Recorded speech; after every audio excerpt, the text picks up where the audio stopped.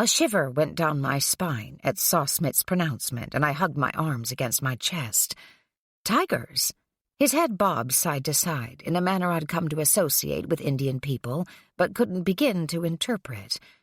We haven't had trouble in many years, but recently a tiger has been seen near to the city. They are most active at dawn and dusk, so it is wise to stay indoors during those times.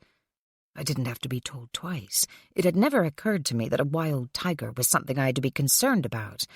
I had a lot more questions about the tigers and anything else that might kill me, but Saw Smith bowed and left us on our own before I could begin my interrogation. When I turned to Redvers, he looked amused. "Is he serious?" I asked. Redvers nodded. "I would think so. Tigers are common throughout the country." All I had seen on our journey into the mountains had been lush green forests, much like the ones I saw at home or in England. This seemed a surprising habitat for a tiger.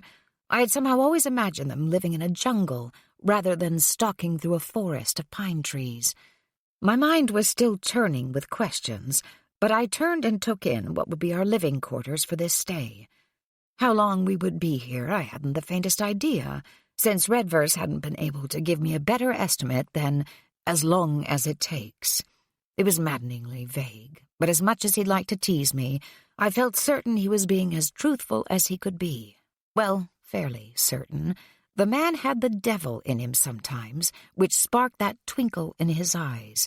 It was so charming that I could never be truly mad at him.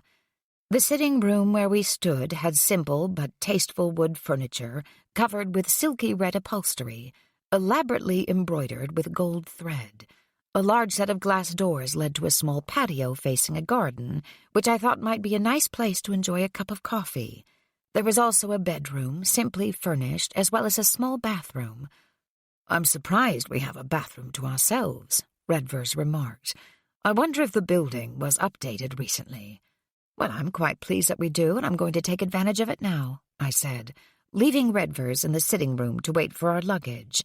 The dust and grit from a morning of travel, topped off by the dried sweat from our open carriage ride, felt like a second skin laid over my own, and I wanted to wash up before I did any further exploration.